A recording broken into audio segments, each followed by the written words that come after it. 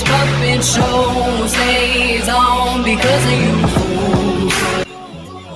We've been dancing with the devil way too long. I know it's fun, but get ready to pay your dues.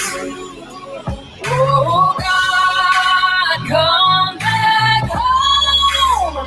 This crazy world is filled with liars and abusers. Need you now before we're too far gone.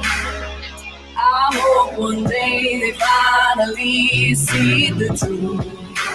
God, we need you now.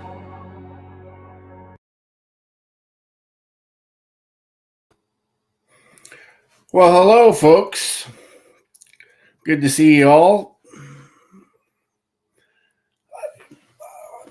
This story that's about to be told by James Sowery is going to knock your socks off. It's that bad. It's so crazy. I've lost complete faith in our law enforcement because of this story. It's that unbelievable. So without further ado, I'm going to bring James on, and we're going to have a little chat. Hey, James. Good evening, buddy. How's it going? Good. You? It's been a hot minute since we've met up there. Yeah, it has. You betcha. How you doing? Hanging Get in back there. on track? Yeah. Good. Yeah. So, I need you to tell the story of what got you in the predicament that you're in. All right. And tomorrow is sentencing, right? That is correct. Yeah. All right. Yeah. So let's take us through the story. It's phenomenal. It blows my mind. All right. Well, okay. So back in February of 2022, as many of you know, there was a freedom convoy that, it started in January, heading out towards Ottawa. That's how it all began. From there, different demonstrations decided to pop up to support the freedom convoy and support our rights and freedoms as civilians of Canadians and people around the world. So many different protests started happening. I happened to be a part of the Coots Milk River protest. Yep. And done a whole bunch of different convoys around Edmonton and Calgary throughout that time as Ottawa was forming. Sure. I decided to, I got a Facebook message from some friends there saying that they put on a fire ban in the middle of February down at Coots. I kind of just chuckled. I mean, I've been on the oil field for 18 years, and I mean, our mindsets were like, oh, this is funny. Right. So, I took it upon myself and made a post on Facebook looking for firewood donations. And from there, I loaded up a hydrovac full of firewood, 7 cords of firewood, and joined in a convoy that was heading down to Coots, and never told nobody anything that was in the truck. So we get down to Milk River there to the first checkpoint, and our whole convoy gets through that. And I made it all the way up to front lines, where that's when I told everybody that, hey, I brought you guys some firewood. Sure. And many people have seen the videos online. If you haven't, they're all over the place. They're on TikTok, they're on Facebook, and everywhere else. Yep. I unloaded 7 cords of firewood in front of the police blockade. Ironic enough, it wasn't the truckers that were blocking the Milk River, it was the police. Right. So, from there I was targeted, I believe.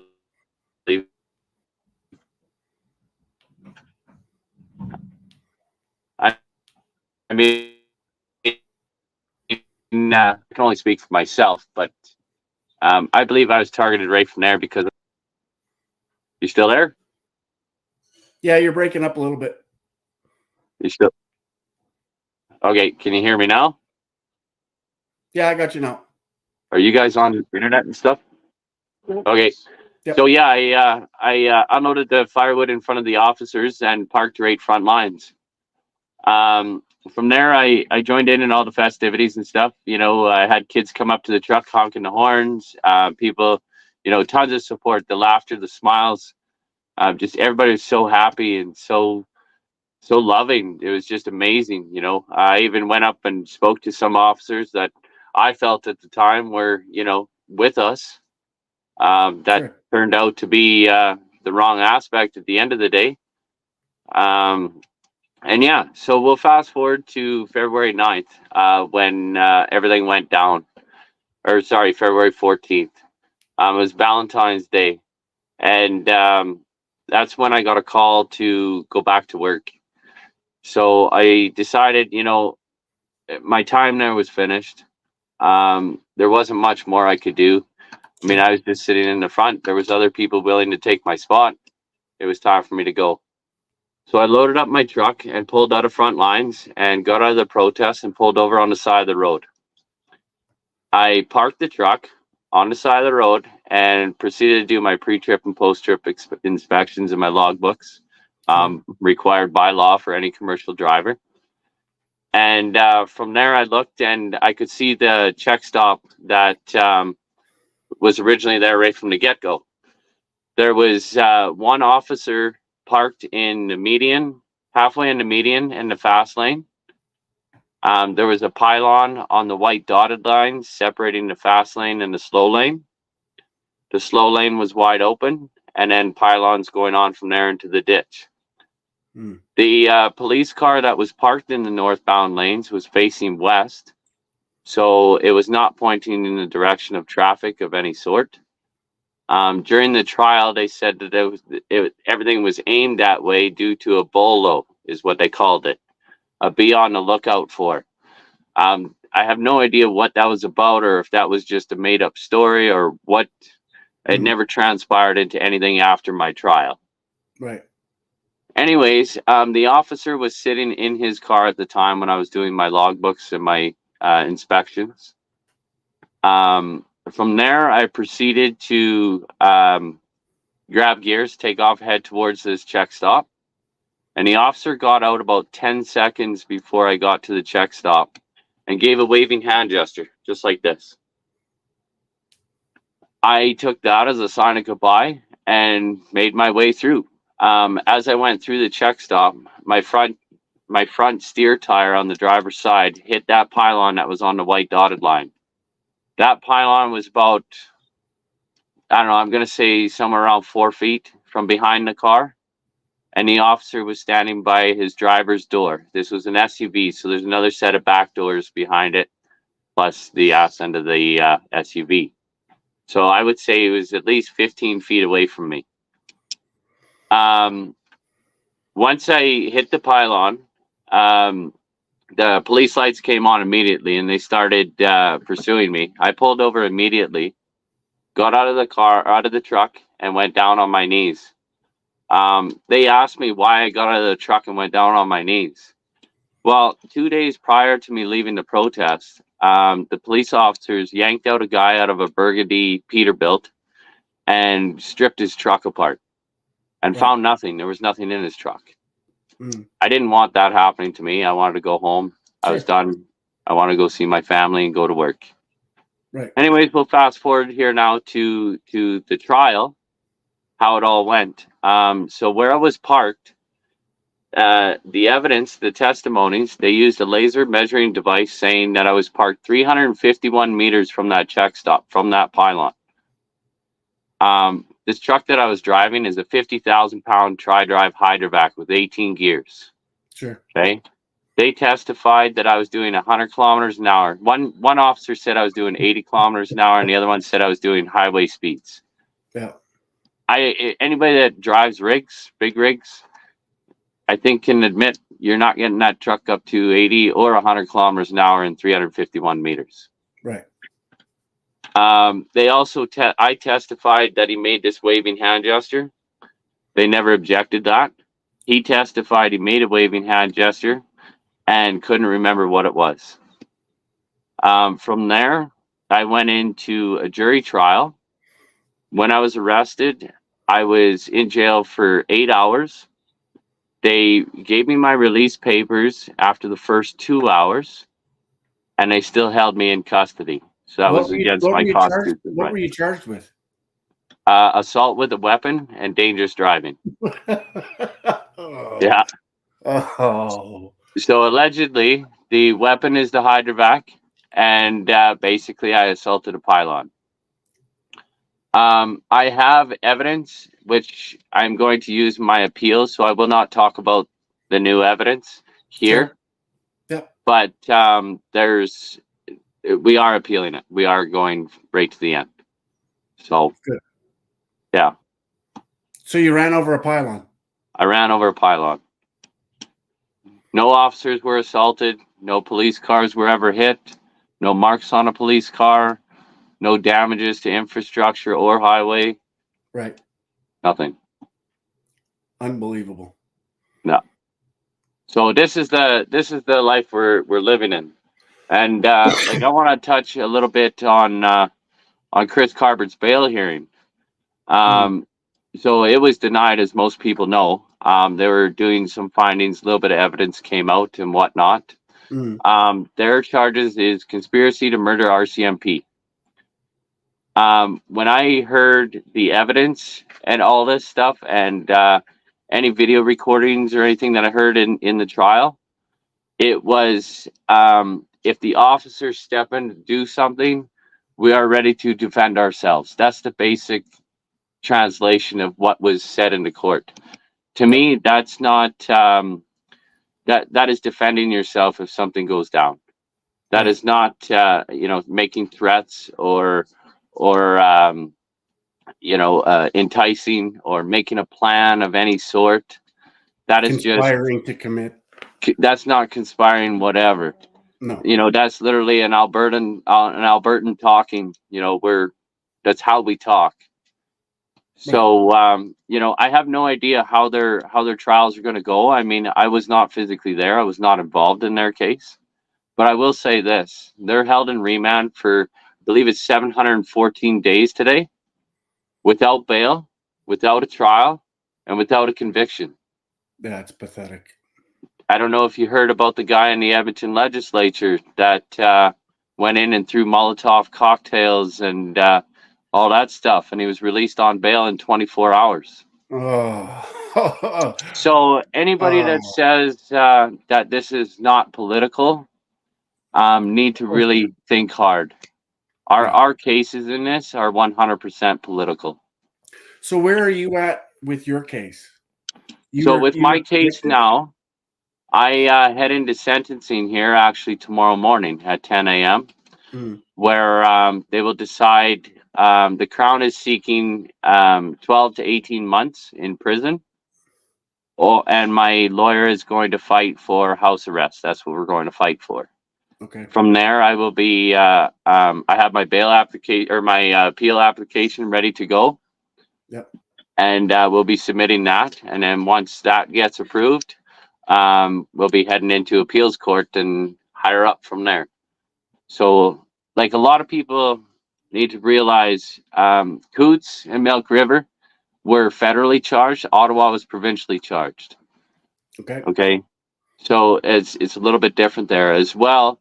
When we were all arrested, we were arrested before the Emergencies Act. So I get a lot of questions. Hey, the Emergencies Act was unjustified and all this. Yeah, no, that's amazing. That's awesome. But that applies to anybody that was arrested after it was invoked. It does not apply to us. Right. So that's what I know. So my basis for an appeal, I'm going off of the basis of an incompetent lawyer, as well as there was 3 Constitution breaches during my arrest. That'll be going forth with. And what were they? One was when I was arrested, I was released on an undertaking. My release papers were given within the first 2 hours of me being arrested and put in a cell, and they held me in there for an extra 6 hours. That's against your rights. They didn't read me my rights till 40 minutes after my arrest. They were too busy worrying about hiding the truck behind some grain silos in Milk River instead of taking care of me and dealing with me properly.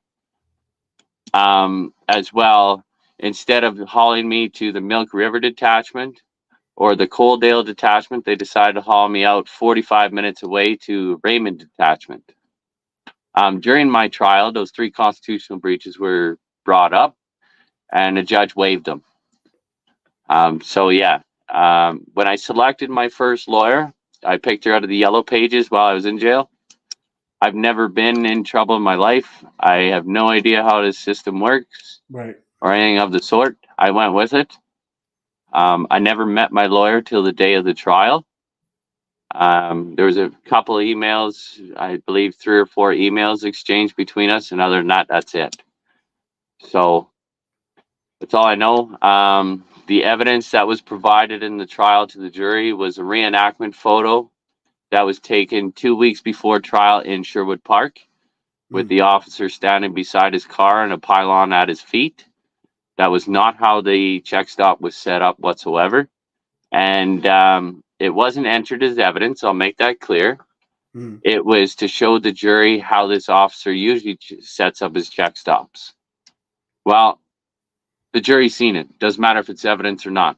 The jury's seen that photo. As well as a picture of a squash pylon, the officer's testimony, and my testimony. That's basically it that was entered for evidence for the jury. You ran over a pylon. Yeah. Nobody was injured. There was no vehicles. No injuries. It's completely insane, man. Yeah. That officer went back to work that afternoon and the next day. His feelings were hurt. That's what it was. Oh, God, it's pathetic. Yeah.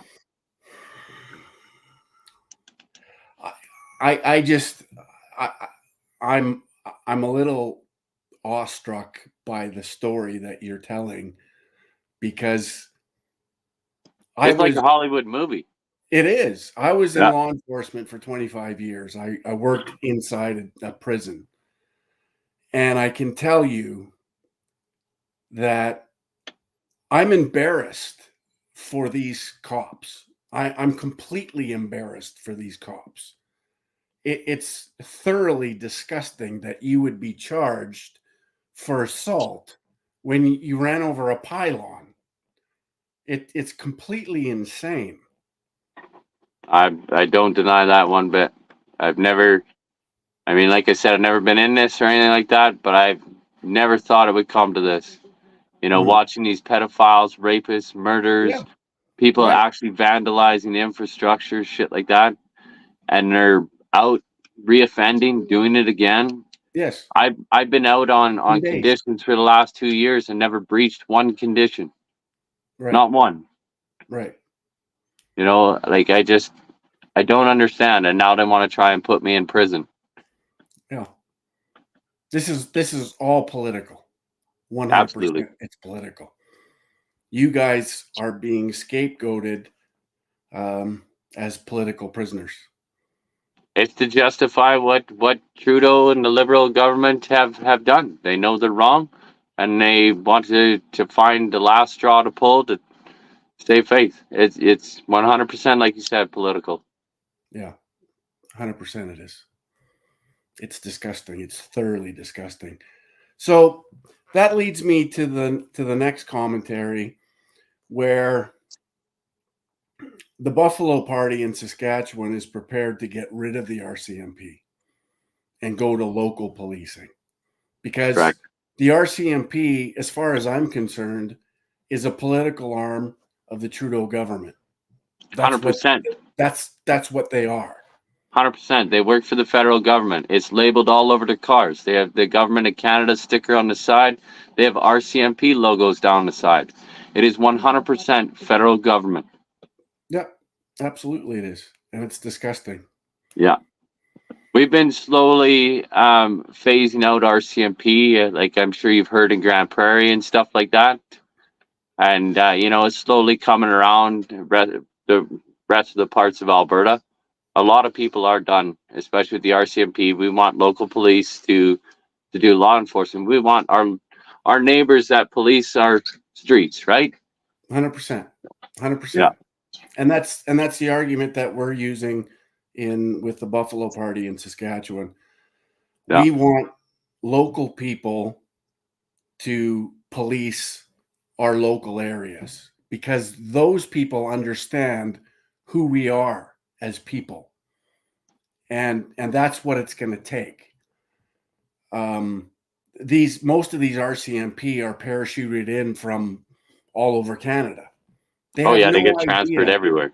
They have no idea what makes up an Albertan, what makes up somebody from Saskatchewan. They have no idea. They're parachuted in from God knows where. They have no idea. Yeah. Yeah, it's wild. Like I said, it's like a Hollywood movie. So, what does your lawyer think your chances are tomorrow? So I've read the written submissions myself. I like it. I put out a call there for some character reference letters from different family members and close friends. I've managed to get quite a few actually to submit to the judge. Again, I have not breached any of my conditions in the last 2 years. Right. I do not have any previous criminal records or anything like that. Right. You know, I feel pretty confident about the house arrest part, but then again, you know, watching Chris Carber's bail hearing get denied, Right. that really struck a nerve there, and I'm not gonna lie, I'm nervous about it. I'm stressed out. Of course you are. And you know, I've met you in person. I see you as a very reasonable individual.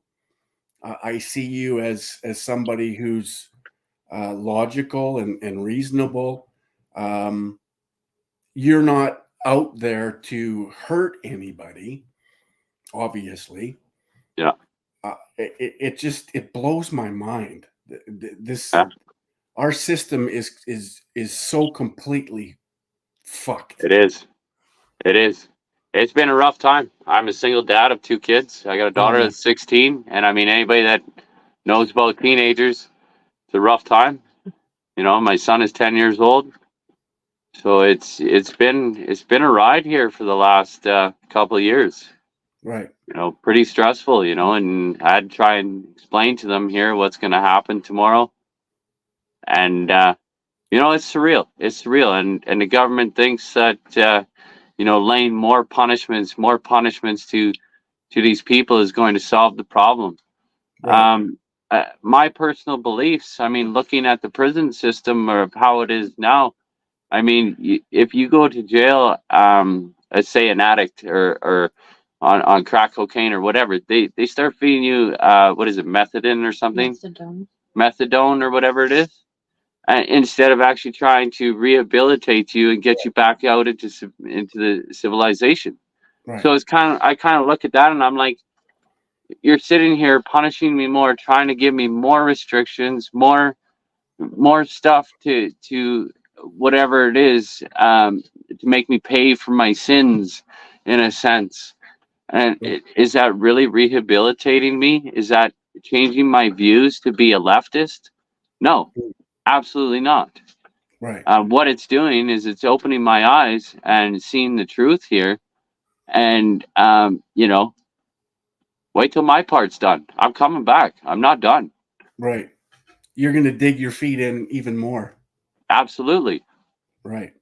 You know, and it's a feeling from my heart. I honestly feel that way. You know, you've taken away 2 years of my life for something that I did not do, and you want me to bend over and say, you know, I'm sorry for assaulting a pylon.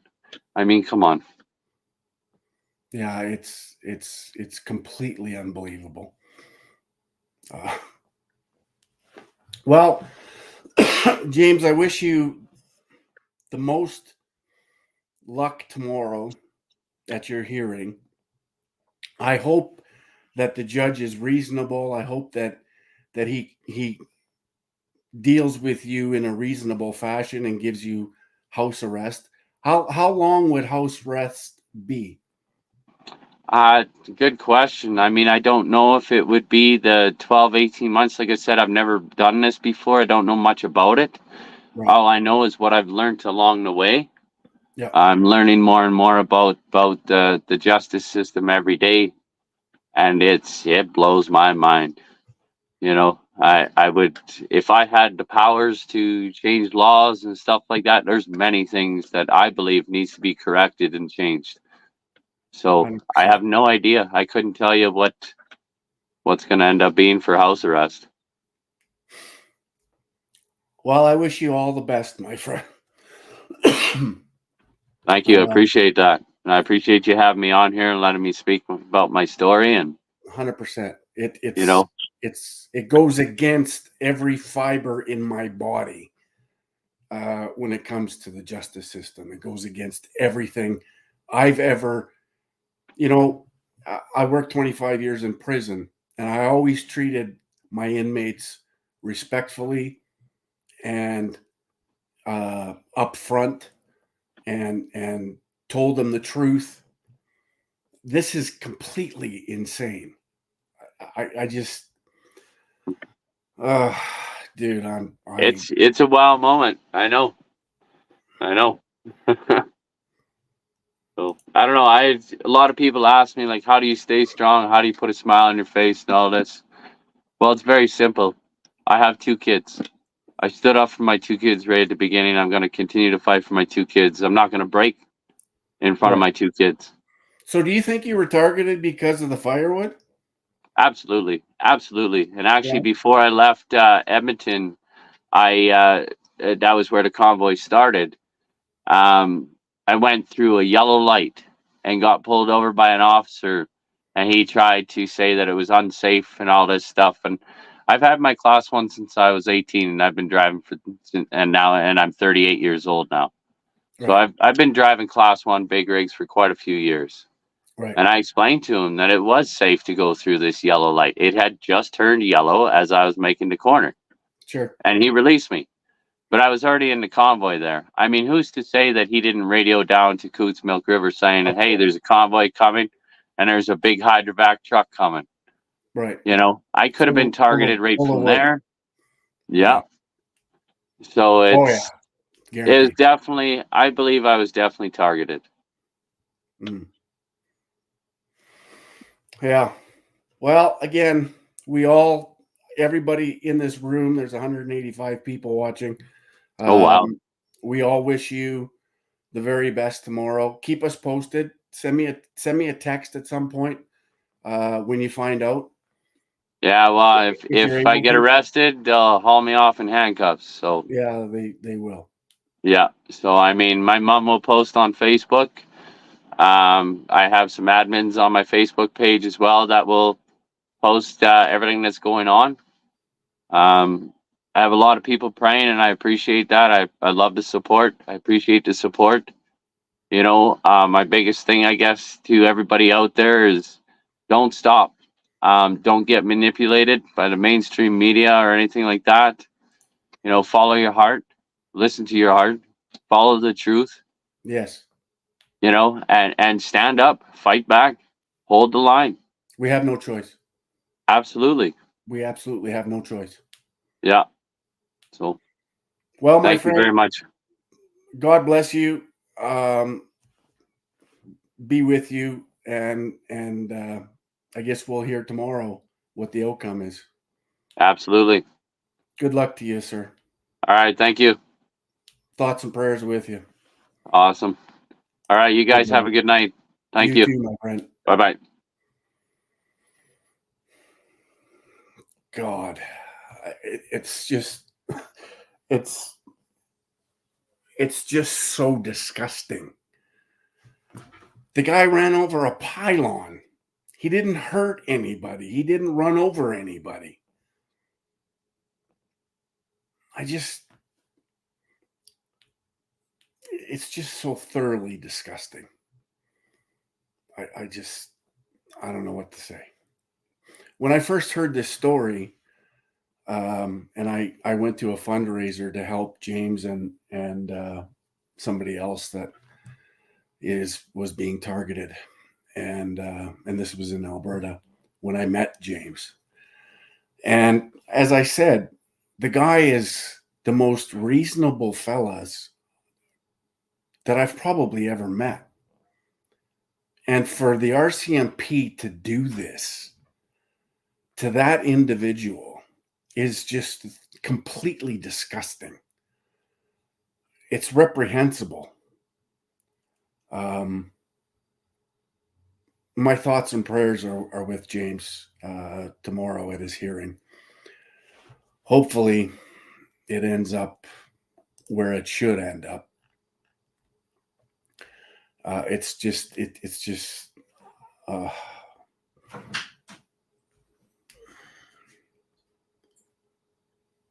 they want James give, send, go. Is there a link? I don't know. Sean called. So there's probably a give, send, go to support James. You'll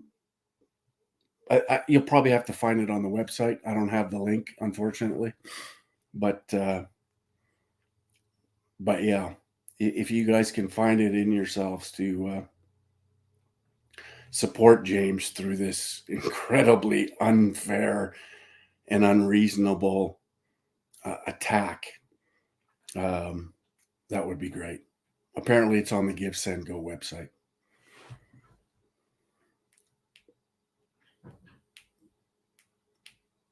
It is, Ruth. It is unbelievable. It's completely sick.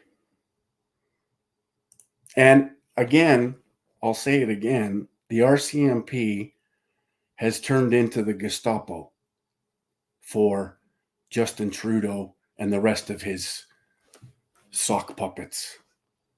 It's thoroughly disgusting. I've lost all respect for police, even though I was in law enforcement for 25 years in a prison. But I've lost all respect for police. This is just thoroughly disgusting. Oh.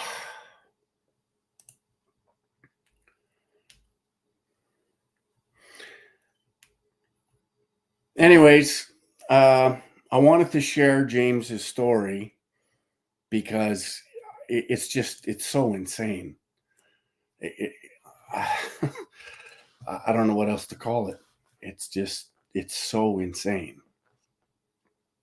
So I wanted to give James an opportunity to share his story and get it out there as far as we can.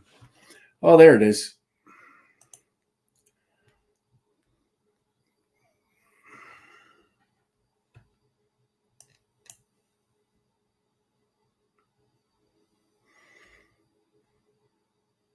All right, givesendgo.com, James Sowery appeal. So if you can help the guy out, by all means, please do so.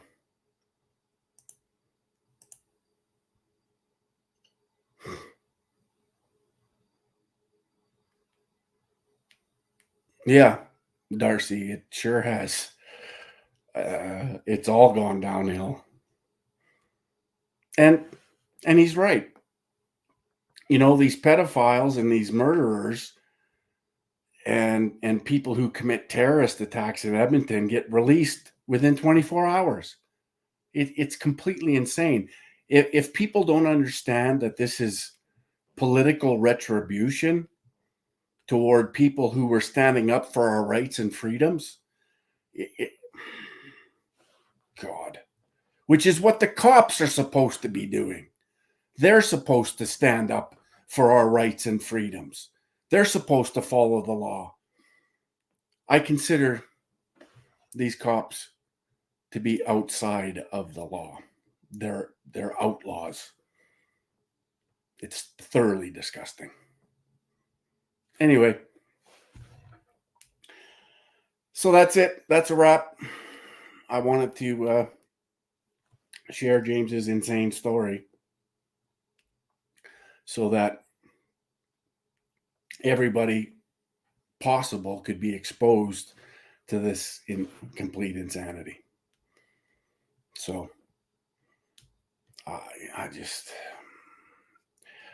hope a lot of people attend the hearing tomorrow in support of James, just to send a message to the judge that there's a whole community behind this guy.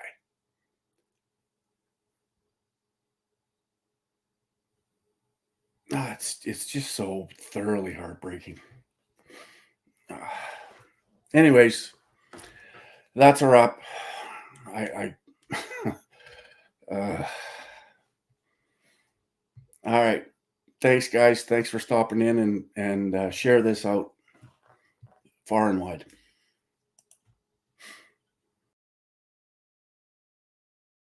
One day, one day, one day,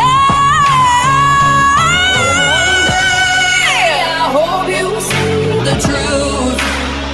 This puppet show stays on because of you fools. We've been dancing with the devil way too long. I know it's fun, but get ready to pay your dues.